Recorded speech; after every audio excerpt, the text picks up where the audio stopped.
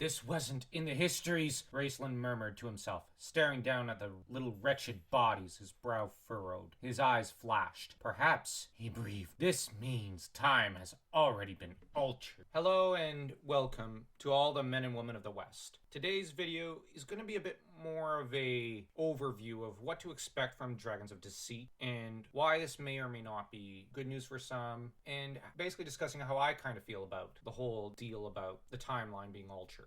Now, the summary of this book is Destina Rosethorn, as her name implies, believes herself to be a favored child of destiny, but when her father dies in the War of the Lance, she watches her carefully constructed world come crashing down. Not only does she lose her beloved father, but the legacy he has left her, the family lands and castle. To save her father, she hatches a bold plan, to go back in time and prevent his death. First, she has to secure the device of time journey, last known to be in the possession of the spirited Kender, Tasseloff Burfoot. But to change time, she needs another magical artifact, the most powerful and dangerous artifact ever created. Destina's quest takes her from the dwarven kingdom of Barden to the town of Solus and beyond, setting in motion a chain of disastrous events that threaten to divert the course of the river of time after the past and forever change the future. What does this mean? Well, it obviously means that Margaret Weis and Tracy Hickman are going to do what they've long said they wish to do, which is to say, reboot the timeline. They've long wanted to rewrite the Chronicles trilogy.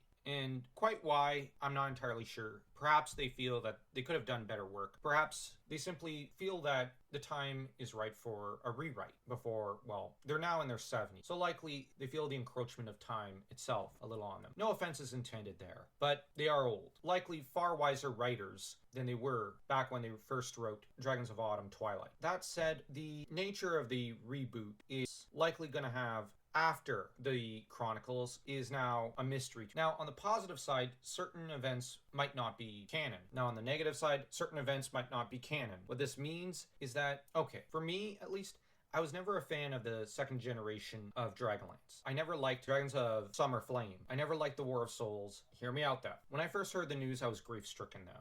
Because, to be honest, the Legends trilogy is one of my favorite stories. I've always considered it part of the War of the Lance period, and actually part of the War of the Lance. I really like Crysania as a character. She's one of my favorites. I hope we still get to see her in this new trilogy, or at least I'm assuming it's a trilogy. Weis and Hickman tend to write fantasy trilogies when they're writing in fantasy, especially in Dragonlance. What I also liked was the Minotaur Wars and the Ogre Titans sagas, because they helped set a great tone for the Age of Mortals. And I liked seeing how the villains were trying to build themselves up. I always wondered, how are the heroes going to retaliate? Now, we didn't really see this. We never saw them rally and try to fight off this growing empire building up amongst the Minotaurs and Ogres. And that was the part I didn't like in Age of Mortals. I wanted to see what the heroes were up to, what struggles they were contending with.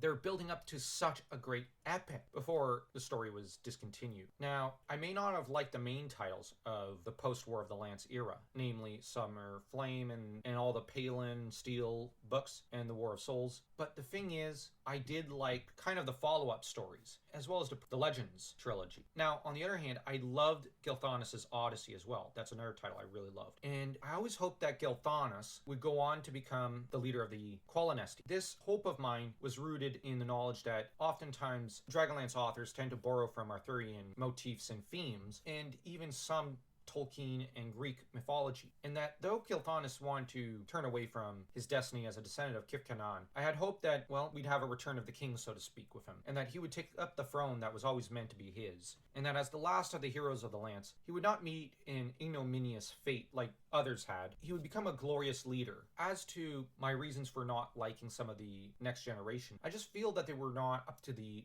greatness of their forefathers. For example, I liked Tanis. I didn't like how Tanis died. Now, that said, on the other hand, I really liked the Naraka Knights, and I loved that element of the plot in the story. So without that, I'm a little heartbroken.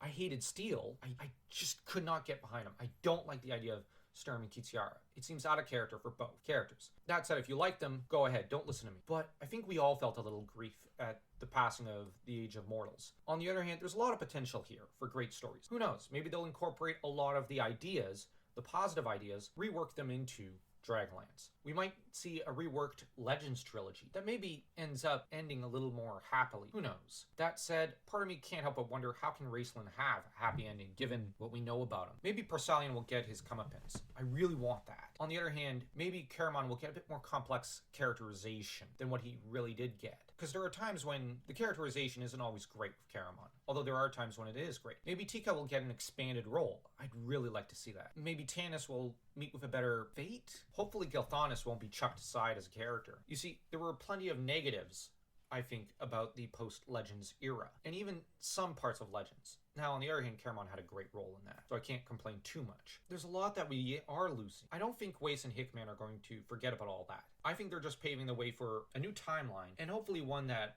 we can all rally behind, that will give us all what we really want. Well, I hope Sturm gets an expanded role. I really like Sturm. He's my favorite, as everyone knows. As for Tanis, I would like to see him also with an expanded role. I'd also like to see maybe Chrysania show up in the actual Chronicles, so that we can see her journey from noblewoman to cleric, and maybe see her interact with Red Robe Raceland. It'd be nice to see that, as well as to see her story with Raceland expanded, and maybe see Tika become a proper warrior. She never seemed like a proper warrior in the actual Chronicles. And I know a lot of people may disagree with me, and it's fine, please do.